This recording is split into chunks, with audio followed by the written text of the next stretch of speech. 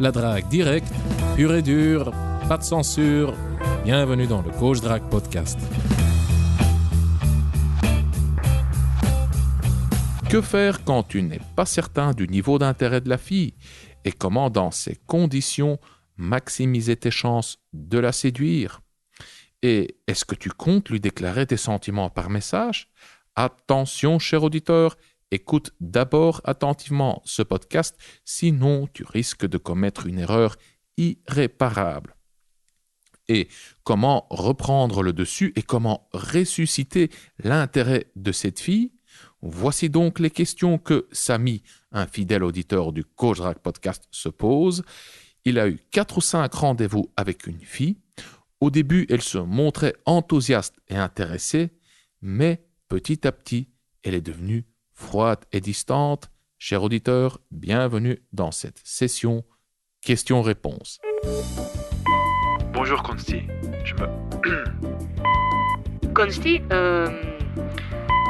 je suis un homme doux, gentil et honnête, et je cherche une femme pour fonder une famille. Bonsoir Consti, aide-moi. Bonjour Roby, Salut Consti. bienvenue. Tu es de retour de je sais plus où. Oh, je suis parti quelques jours à l'étranger, me ressourcer en Pologne et en Hongrie, voilà. Rapide, c'était sympa. À part que j'ai loupé mon avion hier et avant-hier, et c'est pour ça qu'on a dû reporter notre podcast hier, mais j'ai trouvé une solution, donc ça va. Et par te ressourcer, on sait tous ce que tu veux dire par là. Clin d'œil. Ouais, bon, il y a eu aussi des restos, des petits endroits sympathiques, des bonnes boissons, mais oui, on sait de Aussi, quoi, oui, on aussi, sait de quoi on oui. parle. Ouais. Ok. Très bien. Roby, aujourd'hui, on va faire encore une session questions-réponses. Nous avons reçu une question intéressante de la part de Samy. Comme on a l'habitude, ou comme tu peux le deviner, cher auditeur ou pas, cette question traite de cette fille en particulier. Mhm. Samy, on va lire la question, tout simplement. Ok. Je la lis, tu la lis? Oh, tu peux la lire, ouais. Ok, ça va. C'est parti. Alors, début du message. Salut Consti, tu peux m'appeler Samy pour le pseudo. J'ai rencontré une fille en vacances il y a 3 mois. Pour faire court, nous avons déjà flirté en vacances et même, à notre retour en France, et cela pendant 2 mois. 4 ou 5 dates avec bisous, câlins et frotti-frotta. J'adore l'expression, Ouais, moi c'est aussi. mignon.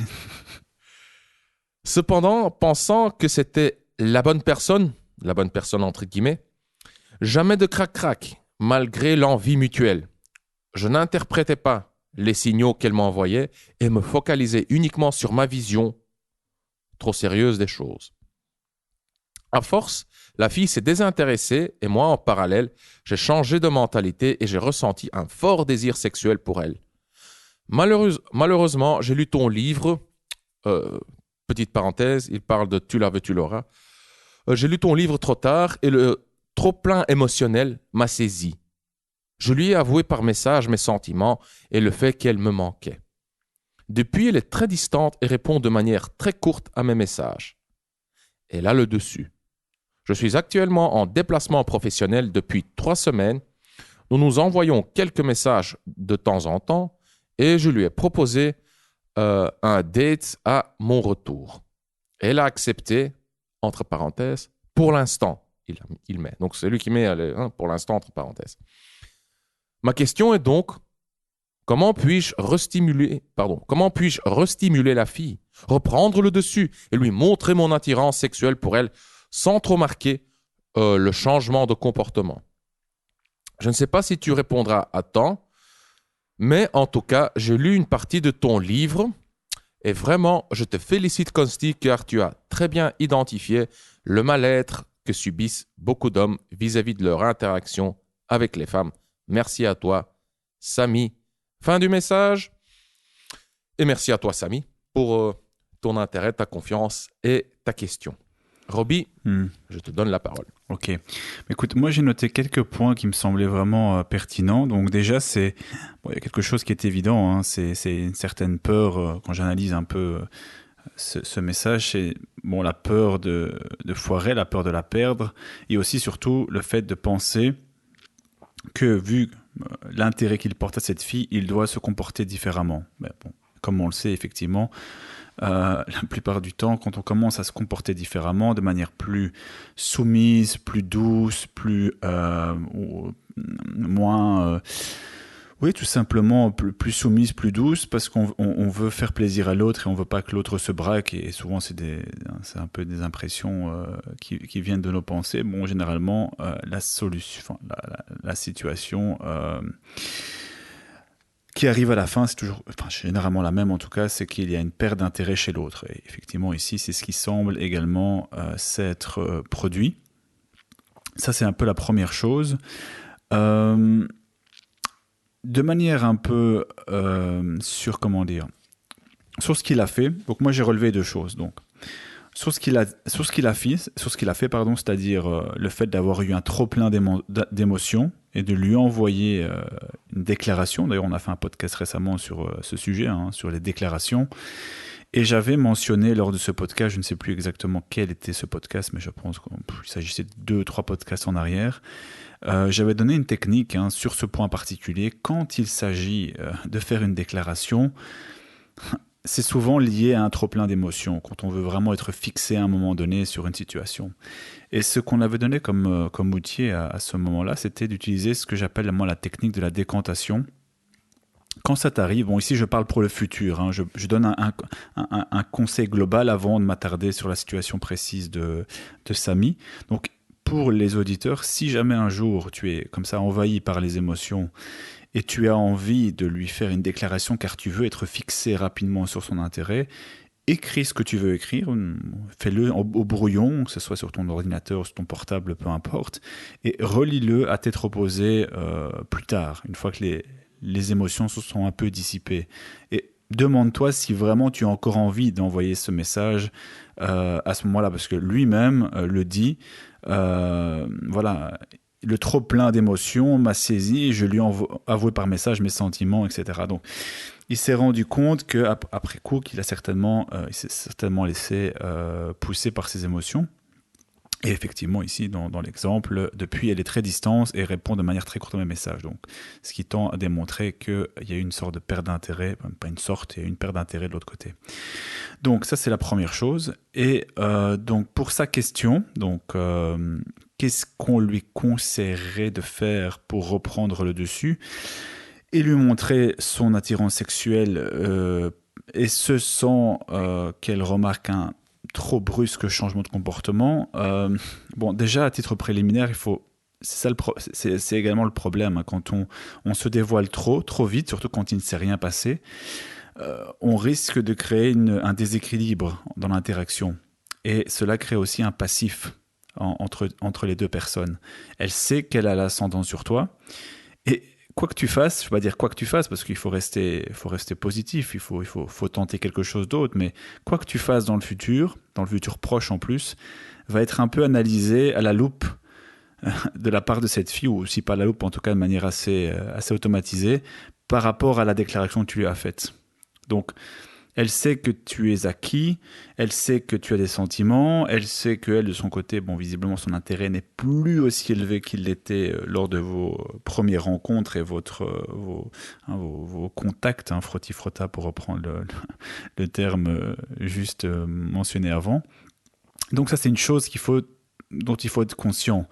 C'est qu'il peut arriver que malgré qu'elle accepte de te revoir, que voilà, elle t'ait mis dans une catégorie et que tu risques d'en souffrir. Donc ça, c'est une chose qu'il faut quand même savoir.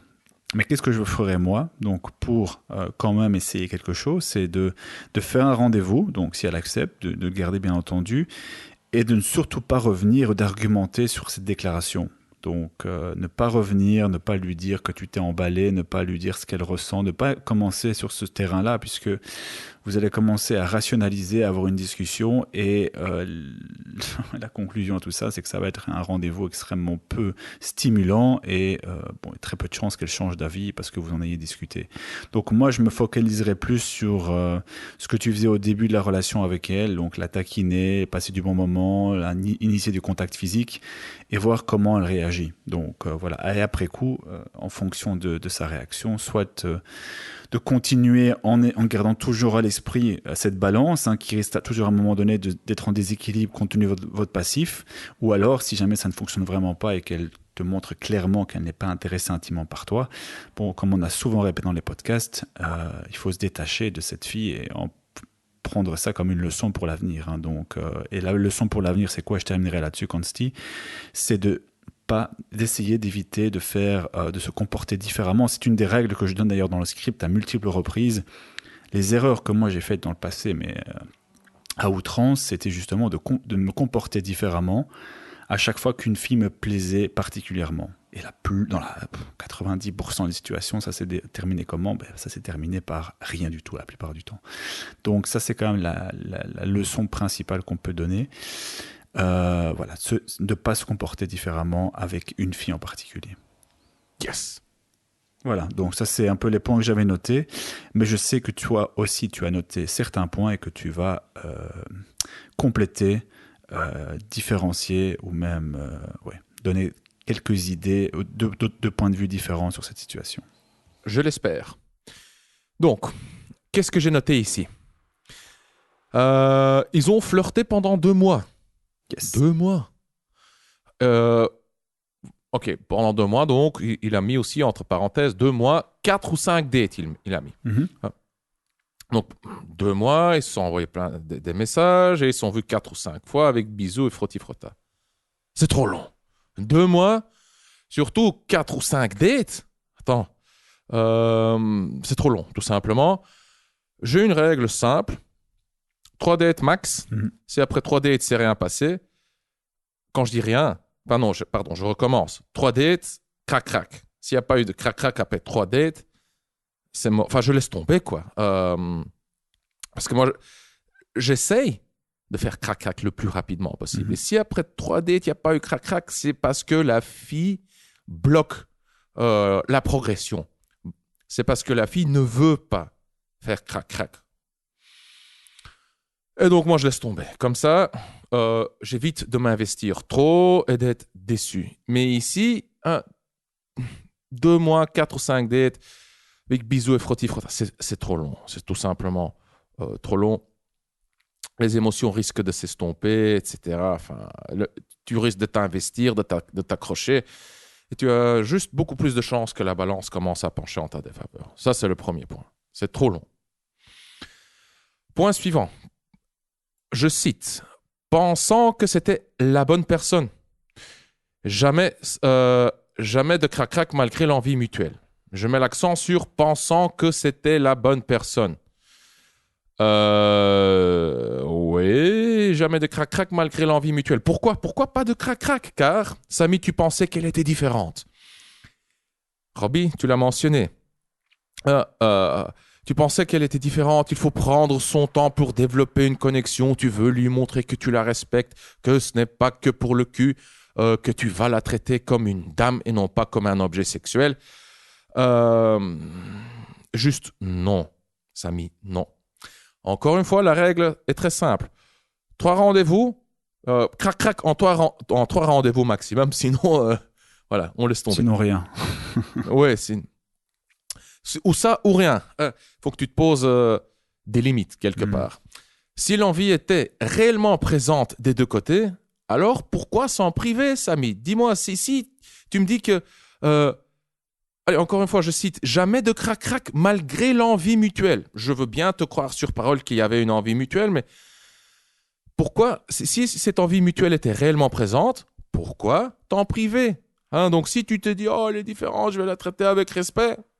Eh bien, je pense que j'espère que cette expérience t'a servi de leçon. Voilà. Si l'envie est là, on avance. Sinon, 3 rendez-vous max pour faire crac-crac, sinon on laisse tomber. Donc, Tu aurais dû battre le fer tant qu'il est chaud, s'il était réellement chaud. Hein. Mais je veux bien te croire sur parole. OK. Le point suivant. Je n'interprétais pas les... donc, je te cite, Samy. Je n'interprétais pas les signaux qu'elle m'envoyait et me focalisais uniquement sur ma vision trop sérieuse des choses. Samy, pourquoi est-ce que tu ne faisais pas attention à ces signes? Tu étais trop sûr de ton coup, je suppose. Hein.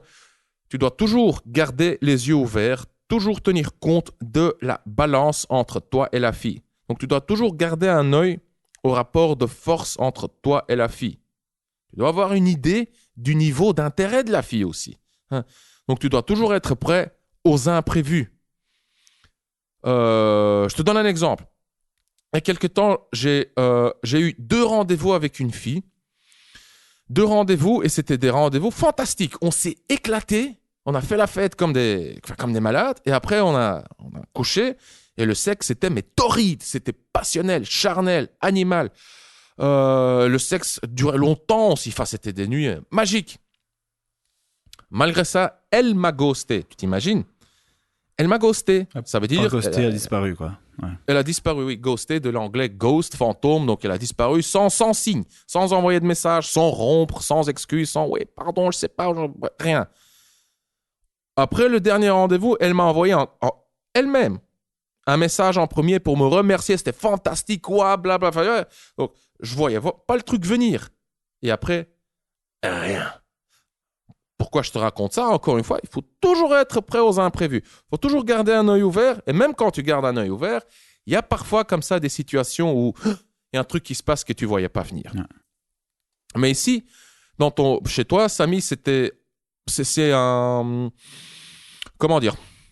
Le déroulement est plutôt typique. C'est une situation, c'est un cas classique, quoi.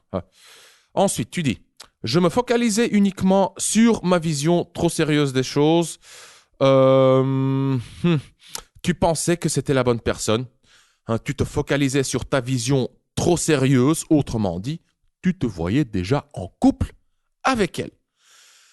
Non, Samy. Cette vision se traduit dans un comportement qui est trop étouffant, trop pesant. Ça fait fuir les filles et ça sous-entend que tu n'as pas d'autres options. Et ça sous-entend également que tu es inférieur à la fille. Vous vous amusez, vous voyez, c'est léger, c'est fun, mais toi, tu te vois déjà en couple. Ça sous-entend que tu es inférieur à la fille. Voilà. D'un point de vue évolutionnaire et dans l'absolu, la stratégie de reproduction préférée du mec est la diversification du portefeuille. Donc, baise rapide avec un grand nombre de partenaires et un investissement minimal. Autrement dit, beaucoup de crac-crac avec peu d'efforts. La stratégie de reproduction préférée d'une femme est l'investissement à long terme. Et quand on s'investit dans un truc à long terme, on veut minimiser les risques. Les femmes sont donc plus sélectives. Voici où je veux en venir. Plus l'individu a de la valeur sur le marché de l'amour, une valeur reproductive, plus il ou elle pourra réaliser sa stratégie de reproduction préférée. Les belles femmes ont plein de mecs de qualité qui veulent se mettre en couple avec elles, et les hommes grands, beaux, riches, intelligents, populaires, etc., donc les hommes ayant du succès, ont plein de femmes qui sont prêtes à écarter les jambes rapidement. Donc, si toi, Samy, tu te mets à afficher déjà à l'avance des signes que tu souhaites t'investir à long terme, autrement dit, si toi, déjà à l'avance, tu adoptes une stratégie de reproduction plutôt féminine, ça veut dire quoi? Ça veut dire que tu t'adaptes à elle. Ça veut dire que ta valeur est faible, que ta valeur est inférieure à la sienne. Et bien, résultat, elle perd son intérêt. Ok, maintenant, je donne une petite parenthèse. Ce n'est pas en essayant de faire crac-crac rapidement qu'un mec à valeur faible fera monter sa valeur. Hein. Il se prendra juste plus de râteaux plus rapidement. Voilà. Continuons. À force, donc je te cite, hein, Samy, à force, la fille s'est désintéressée et moi, en parallèle, j'ai changé de mentalité et j'ai ressenti un fort désir sexuel pour elle. Samy, je traduis, elle a perdu son intérêt et ça a déclenché chez toi la peur de l'abandon, la peur de la perte. Et tu t'es mise à courir après elle, tout simplement. C'est comme l'exemple classique, hein, promotion, mon produit X, Y ou Z à moins 50%, il ne te reste plus que 4 heures, 3 heures, 2 heures et demie, 2 heures, 1 heure, enfin. Hein, c'est exactement le même principe. La peur de la perte. Ensuite, tu dis, malheureusement, j'ai lu ton livre trop tard et le trop-plein émotionnel m'a saisi. Je lui ai avoué par message mes sentiments et le fait qu'elle me manquait. Ok. Tu parles donc de mon livre « Tu la veux, tu l'auras ». Cher auditeur, tu trouveras le lien en description. Elle perd son intérêt. Ça déclenche en toi la peur de l'abandon, la peur de la perte.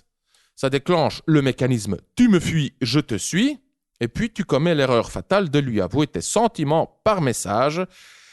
Ça communique de la faiblesse, ça communique que tu n'as pas les couilles de lui dire en face. Écoute, c'est une erreur classique. Il ne faut pas avouer tes sentiments, surtout pas par message. Qu'est-ce qu'il faut faire alors? Il faut instaurer de la tension sexuelle et de l'intimité, je dirais de manière progressive, lors du rendez-vous. Vous avez 4 ou 5 rendez-vous, tu as eu 4 ou 5 opportunités pour instaurer de la tension sexuelle et de l'intimité. Apparemment, ça s'est fait. Hein. Il y a eu 4 ou 5 dates avec bisous, câlins, frotti-frotta. Tu aurais dû aller plus loin que le frotti-frotta. Hein. C'est-à-dire, zizi dans foufoune, quoi. Hein. Voilà, ok. Avouer tes sentiments, surtout avouer tes sentiments par message, c'est juste une stratégie c'est une façon de réduire le stress, d'avoir de la certitude, de te soulager. C'est ton cerveau mammifère, donc ce sont les parties plus primitives, plus anciennes de ton cerveau, responsable des émotions, hein, et de tout ce qui est... Enfin non, c'est plus complexe que ça, mais bon, je vais simplifier. Tout ce qui est survie et reproduction, c'est cette partie-là de ton cerveau qui crie « Ah, trop de stress, à l'aide, je veux réduire le stress. » Maintenant, boum. Et une des stratégies, c'est de lui avouer tes sentiments en espérant, Que réciproque, bien entendu, voilà. Mais par expérience, je sais que dans la plupart des cas, c'est pas le cas, tout simplement. Ce n'est pas réciproque. Alors, quand est-ce qu'il faut exprimer tes sentiments? Enfin, non. Encore une fois, le meilleur moyen de séduire une fille, c'est d'augmenter l'intimité, la tension sexuelle et de conclure, et ça avec d'une certaine manière progressive, lors du rendez-vous, quand vous êtes ensemble. Hein. Enfin, quand vous êtes ensemble, je veux dire face à face, en interaction. Mais il y a quand même une exception. Hein. Tu peux exprimer tes sentiments, pas par message, juste non, hein, ne le fais pas.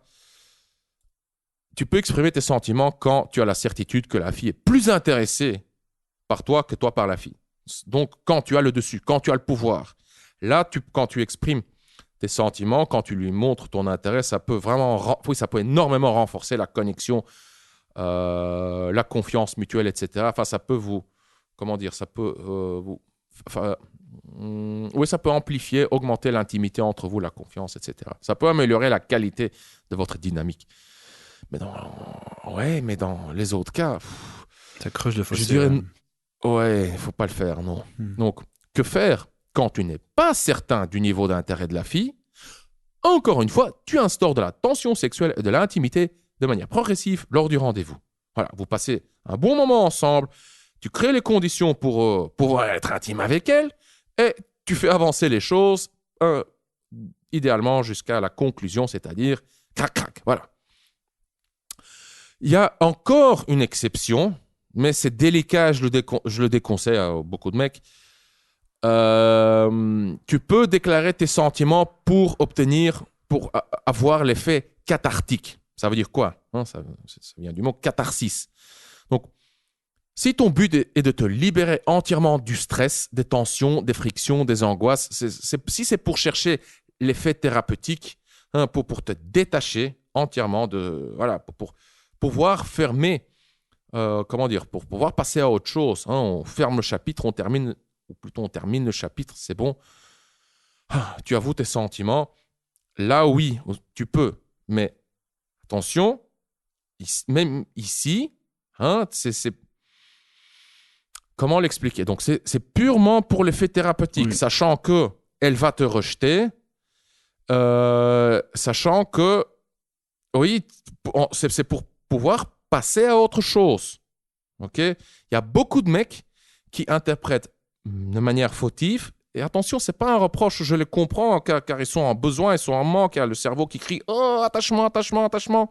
Cette fille me plaît, je veux absolument la voir. » Qui utilise le fait d'avouer leurs sentiments de manière inconditionnelle, sans engagement, comme je le conseille dans Tu l'auras, qui l'utilisent quand même comme technique.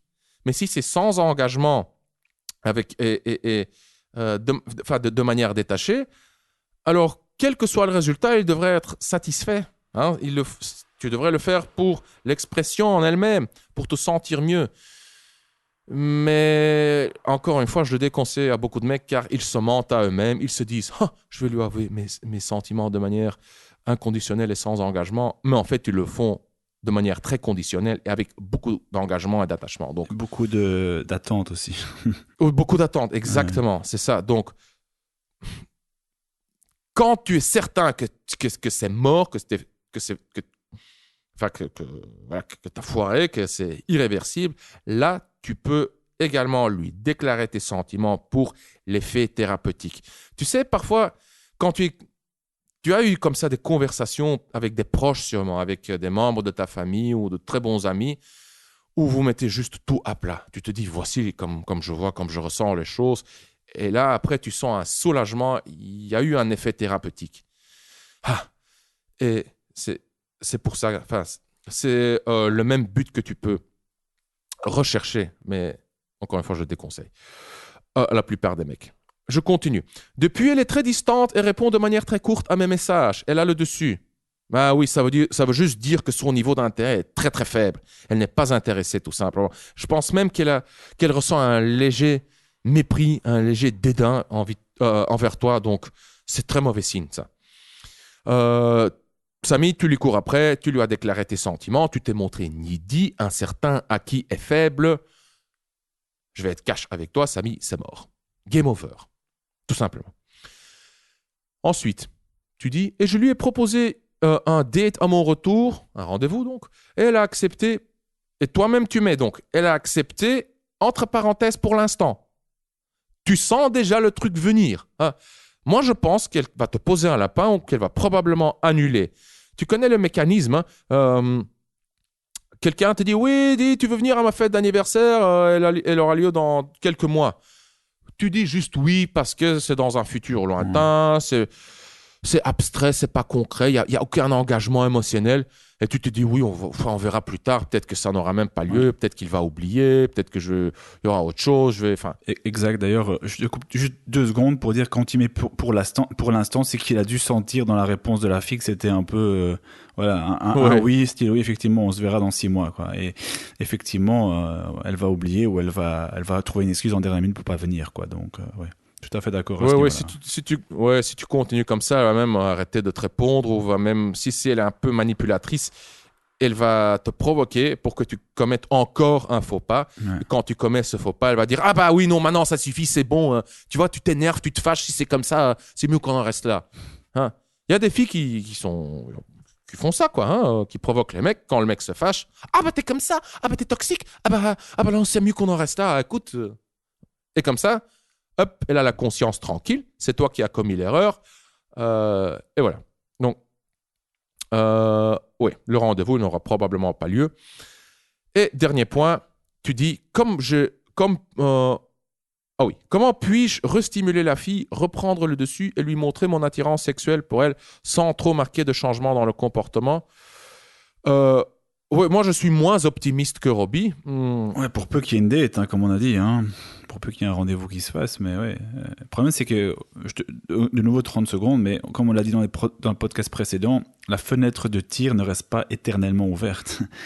Et de se poser la question maintenant, c'est un peu effectivement, je sais pas moi, tu as la possibilité, je sais pas moi, de gagner 50 000 € à un moment X, t'as pas fait ce qu'il fallait faire, et puis dans 4 mois, tu dis, ah bon, allez, si l'opportunité se représente devant moi, je vais accepter. Mais non, il y a des moments donnés, il faut savoir saisir la chance quand elle se présente, et la chance, visiblement, comme Consti l'a dit, tu l'as eu 4-5 fois, effectivement. Donc, imaginons même qu'elle accepte ce rendez-vous, ce qui est absolument hypothétique. Jusqu'ici, il se peut que ça soit totalement fébrile, hein, comme rendez-vous, que ça mène à rien. Donc, Ouais, toi, tu l'as déjà dit, tout ce qu'elle... dans le meilleur des mondes, elle accepte le rendez-vous. Vous vous retrouvez, je ne sais pas, dans un bar ou peu importe où, en tête à tête. Quoi que tu fasses, elle va le percevoir à travers le filtre. Il me veut, il essaye de faire avancer les choses. ça fait. Et si elle n'est pas intéressée, elle va juste... Elle contrôle la dynamique entre vous. Elle va juste préserver la distance existante entre toi et elle. Je le formule autrement. Elle va juste préserver sa position de supériorité. Elle va protéger son statut supérieur. Quand je dis son statut supérieur, c'est dans le contexte de votre petit groupe constitué de 2 personnes. Elle va juste garder le pouvoir. Donc moi, je dirais, c'est mort, laisse tomber. Je te comprends parfaitement, Samy, on a le réflexe quand on a foiré. Il y a notre cerveau qui commence à produire du cortisol. C'est le neurotransmetteur du stress. Hein, donc, tu ressens du stress, une anxiété, comme ça, un malaise.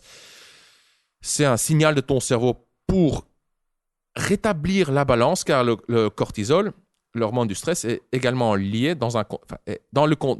pardon, je veux parler trop vite. Dans un contexte social. Quand ton cerveau produit du cortisol, c'est lié à ta baisse de statut. Donc, pourquoi est-ce qu'on sent tous comme ça une douleur, un malaise quand on se fait rejeter? C'est juste parce que notre cerveau mammifère, une partie de notre cerveau mammifère produit du cortisol. C'est pour indiquer, aïe, aïe, aïe, ton statut vient de diminuer, ça diminue tes chances de survie et de reproduction, donc répare les dégâts, c'est-à-dire répare ton statut. Répare ta position au sein du groupe. Répare ta position vis-à-vis de cette fille. Et donc, c'est juste ça. T'as foiré, tu veux réparer les dégâts. Mais elle, qui a le dessus maintenant, qui a le pouvoir, dis-moi pourquoi est-ce qu'elle voudrait céder sa place?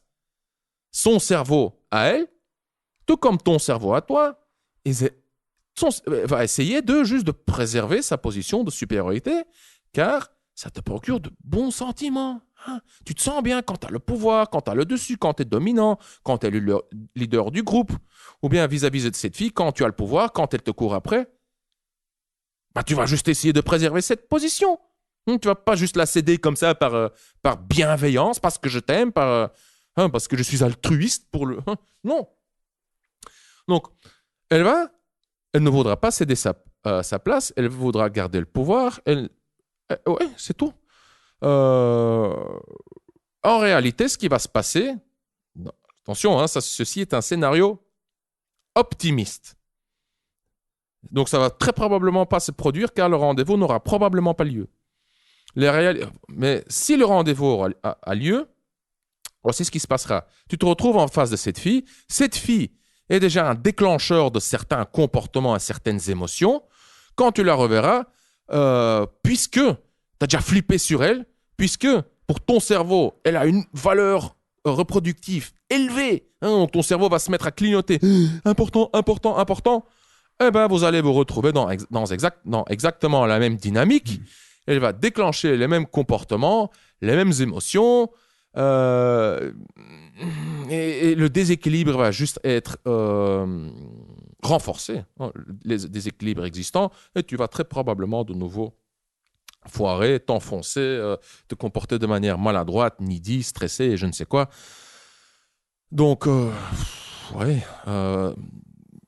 comme Robbie l'a dit, la meilleure chose à faire, c'est de considérer cette expérience comme... c'est d'en apprendre tout simplement. Ouais. Ceci est un apprentissage, c'est une leçon. Voilà, c'est une leçon. Et à long terme, ce que tu devrais faire pour ne pas retomber dans le même piège, c'est juste de travailler sur toi-même. Je sais, ça sonne très abstrait, hein, mais c'est d'augmenter ta valeur tu bosses sur ta carrière, tu développes ton corps, tu deviens un homme, oui, un meilleur homme, quoi, un homme qui attire plus de femmes. Tout à fait. Tu te crées plus d'options. Tu accumules aussi les rendez-vous, les rencontres. Hein. C'est émotionnellement dur, hein, car tu vas juste te manger encore plus de râteaux. Il faut juste passer par là. Car il ne suffit pas juste de bosser sur sa valeur sans interagir avec des femmes. Donc imagine un docteur en je sais quoi, hein, mais un mec avec un diplôme super élevé, un job très prestigieux et un corps de bodybuilder. Bah, si ce mec n'interagit pas avec des femmes, il sera juste mal à l'aise, hein, avec les femmes. Surtout les femmes qui ont plus ou moins une valeur similaire à la sienne. Quand il va se retrouver en face d'une femme qui lui plaît vraiment, bah, il va juste stresser. Hein. Il va commettre exactement les mêmes erreurs que toi maintenant, Samy. Donc, tu dois bosser sur ta valeur, mais en même temps, tu dois interagir avec des femmes pour te désensibiliser, pour apprendre à ton cerveau que ceci n'est pas mortel. Voilà. Et à force d'interagir avec des femmes, tu vas t'habituer, tu vas te désensibiliser, elles vont te faire moins peur, tu seras plus à l'aise, plus confiant,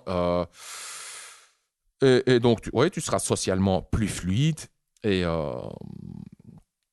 tu seras juste plus compétent avec les femmes, et tu vas probablement être intime, hein, plus facilement, plus fluidement, etc. Oui, ça va juste mieux se passer. Voilà. Donc, on a mentionné Tu la veux, tu l'auras. On a mentionné le script. Tu la veux, tu l'auras, c'est un bouquin que j'ai écrit pour les mecs ayant des sentiments pour une fille en particulier. Dans Tu la veux, tu l'auras, tu découvriras les 8 règles à respecter pour augmenter tes chances de séduire cette fille qui te plaît. Hein. On a parlé de... dans ce podcast, il y a plusieurs éléments que tu reconnaîtras dans Tu la veux, tu l'auras. Je ne vais pas entrer dans les détails. Si tu es intéressé, tu peux jeter un coup d'œil, hein. À la page de présentation, tu trouveras le lien en description. Et le script, c'est la formation créée par Robbie. Le script, c'est la Bible de la drague directe structurée. Que dire? Comment le dire? Pour passer de blabla à crac-crac, hein, pour passer de l'approche à la conclusion. Et ça, dans différents contextes, comment rencontrer les filles dans la rue, comment les aborder, développer la conversation, prendre le numéro, fixer le rendez-vous. Ça, c'est pour la rue, mais tu as d'autres contextes, les soirées, Internet. Tu as aussi un module, car la formation est constituée de 7 modules, sur le rendez-vous. Donc, tu apprends, par exemple, tu étudies aujourd'hui le module sur la drague en rue. Tu vas appliquer le truc. Si tu respectes la structure, tôt ou tard, tu vas finir par choper des numéros et des rendez-vous. Mais maintenant, tu te demandes, mais qu'est-ce que je fais pendant au rendez-vous? Comment organiser mon rendez-vous? Comment me comporter? Quels sont les pièges à éviter? Eh bien, tu consultes le module sur le rendez-vous. Là, tu vas apprendre comment structurer tes rendez-vous, comment passer du hey, « salut, bonjour, content de te voir » à la chambre à coucher lors du rendez-vous. Et tout ça, c'est découpé en étapes, en progression logique. Et pour chaque étape, pour chaque moment clé, tu as plusieurs techniques, phrases ou des petits trucs à dire. Enfin, je ne sais pas comment l'appeler, des routines, des paragraphes, des séquences. Hein. Donc, pour résumer, en fait, le script répond à la question « Quoi dire à cette fille pour la séduire ?» tout simplement. Voilà. Ouais. Et si on fait le lien comme là dans les podcasts avec le podcast du jour, tu as mentionné à très juste titre que 4 ou 5 dates, dans son cas, dans le cas de Samy, c'était trop long. Tu as mentionné également que, et je fais exactement la même chose, tu connais ma philosophie, c'est que je ne passe pas plus que 3 dates non plus. Si c'est plus que 3 dates, c'est qu'il doit vraiment avoir une très bonne raison. Par exemple, la fille travaille... Une maladie, un truc... Oui, vierge, ou alors elle est encore avec un copain, avec son ex, et qu'elle a besoin de rompre, par exemple, et qu'elle a besoin de se sentir libérée. Ce sont des types de possibilités pour attendre, mais sinon, effectivement, pas plus que 3 dates. Et donc, dans le script, je montre aussi comment passer... maximum 2 à 3 dates pour obtenir de l'intimité. Si ça a mis, peut-être que ça a mis, par exemple, dans le choix de l'endroit, dans la façon dont tu sais comporter durant le rendez-vous, a simplement eu besoin de 5 rendez-vous, et même ici, ça n'a pas été suffisant. Alors que si c'est bien fait, si tu scriptes correctement tes interactions, en tout cas tes rendez-vous, la plupart du temps, en 2 ou 3 rendez-vous grand maximum, tu es arrivé à l'intimité. Donc ça, c'est aussi... Ouais, non, mais non, ne sois pas modeste. Pas 2 ou 3, souvent un, juste un, quoi. Le premier rendez-vous, boum, et puis, cause de conditions, ce sera le deuxième. Parce qu'ici, t'es modeste, t'es gentil, mais te connaissant, c'est genre, boum, premier rendez-vous, en plein dans le mille, quoi. Oui, tout à fait. Au deuxième rendez-vous, où on va chez elle ou chez moi pour faire à manger. Enfin, tout ça, c'est expliqué dans le script, toutes les techniques que j'utilise pour effectivement réduire un maximum le temps d'attente. Mais voilà, disons que 3, c'est l'ultime étape. Mais au-delà de 3, c'est certain. Sauf vraiment blocage majeur. Non. C'est généralement que la fenêtre de tir n'a pas été saisie. Car je dis, règle simple, 3 rendez-vous, enfin, crac, en maximum 3 rendez-vous, je dois un peu compléter cette règle. Et voici comment. Tu essaies de parcourir les étapes, enfin, tu essaies de conclure lors du premier rendez-vous. Ouais, quoi. tout à fait, oui. Si tu peux le faire le premier rendez-vous. Tu parcours les étapes rapidement, enfin, quand je dis le plus rapidement possible, tu ne dois pas nécessairement stresser et pousser, tu vois. Tu ne dois pas être pushy, comme on dit en anglais. Mais toi, moi, on n'a pas besoin de le dire. Si pour les écouteurs, pour les auditeurs. Mais on essaie de conclure juste. Ah oui, tout à fait. Lors du premier rendez-vous, tu rencontres la fille, que ce soit via la vraie vie ou via Internet. Hop, ça le but aussi du rendez-vous, c'est de parcourir les étapes. Non, je formule autrement. Le but du rendez-vous, c'est juste d'avoir du fun. Quand je dis du fun, mais c'est juste de s'amuser, boire un verre, faire une promenade, ou aller danser, aller manger un bout, ou une combinaison de ces éléments-là. Donc, lui procurer de bonnes émotions et de créer les bonnes conditions pour pouvoir passer à l'intimité. Donc, pour pouvoir entamer les préliminaires et faire l'amour. Voilà. Tout à fait. That's it. Un rendez-vous, c'est suffisant. Bien sûr. En général. Et surtout, ça montre quelque chose. Et on en parlait, le problème de se comporter, avec Samy ici dans l'exemple, il s'est comporté différemment, il pensait devoir attendre, etc., comme tu l'as dit. Or, qu'est-ce que la pratique nous démontre, et c'est ce que je mentionne également dans le script, c'est que c'est pas parce que tu fais avancer les choses plus vite que ça va avoir un effet rédhibitoire sur elle. Au contraire, bien au contraire, ça peut même parfois, même souvent, te sauver la mise. Y a des mecs qui, s'ils attendent trop longtemps, la fenêtre de tir pour eux va vite être terminée. Et leur seul moyen de réussir, c'est justement en instaurant la tension sexuelle rapidement, en augmentant son intérêt envers toi. Et c'est pas en attendant 4 ou 5 rendez-vous que ça va mieux fonctionner. Au contraire, tu risques de simplement la perdre. Alors qu'en accélérant les choses au bon moment, alors même qu'au départ, peut-être que la balance est un peu en déséquilibre, tu peux arriver à avoir des résultats que tu n'aurais jamais eus en attendant beaucoup trop. Donc, c'est gagnant à tous les niveaux. Et ça montre une seule chose, qu'il ne faut pas forcément... il ne faut pas se comporter de manière différente et attendre plus longtemps parce que cette fille te plaît particulièrement. Au contraire, j'ai même tendance à dire que plus elle te plaît, moins tu dois te comporter différemment. Sinon, c'est le début d'un comportement différent vers cette fille en particulier. Et la plupart du temps, ça signe ton arrêt de mort dès le début, quoi. Yes. Donc voilà. Bref. Parfait. Encore une fois, cher auditeur, tu trouveras les liens vers Tu l'auras et le script dans la description. Si tu nous écoutes sur YouTube, voilà, ça sera dans la description. Si tu nous écoutes sur ton smartphone, sur une application de podcasting, je ne sais pas laquelle tu utilises, scroll, clique, je ne sais pas, moi, tu trouveras les liens dans la description.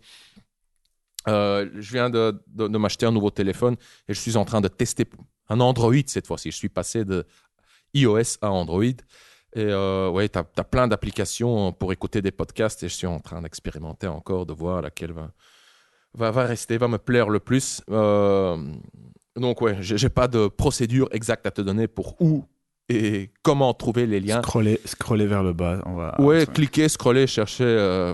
Voilà. Si tu n'as pas envie, tu tapes dans Google coach drag, tu la veux, tu l'auras, ou coach drag, le script. Tu trouveras la page. Ouais. Peut-être, je sais même pas, j'ai même pas testé encore. Donc teste et puis voilà. Good. Merci Roby, merci cher auditeur.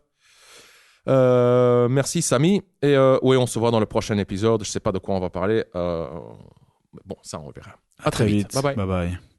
Et pour terminer, cher auditeur, si tu aimes le Coach Drag Podcast et si tu aimes mon accent irrésistiblement séduisant, ou si le Coach Drag Podcast t'a aidé à mieux comprendre les interactions hommes-femmes, ou s'il t'a aidé à résoudre un problème en matière de drague, d'amour, de relations, et si tu as envie d'exprimer ta gratitude, voici ce que tu peux faire pour m'aider. Tu peux t'abonner au Coach Drag Podcast sur YouTube, dans Apple Podcasts ou via l'application que tu utilises pour écouter ce podcast. La deuxième chose que tu peux faire, c'est de partager cet épisode du Coach Drag Podcast avec un ami, un seul ami, un ami qui se trouve dans une situation semblable à celle de Samy. Un ami qui a besoin d'un petit coup de pouce en matière de drague. Et tu peux lui envoyer le lien vers le podcast par texto, via WhatsApp ou via n'importe quelle autre application de messagerie. Comme ça, tu fais d'une pierre deux coups. Tu aides ton pote et tu m'aides à répandre la bonne parole. Je suis Consti de coachdrag.com. Merci d'avoir écouté le Coach Drag Podcast. On se revoit dans le prochain épisode. Bonne drague.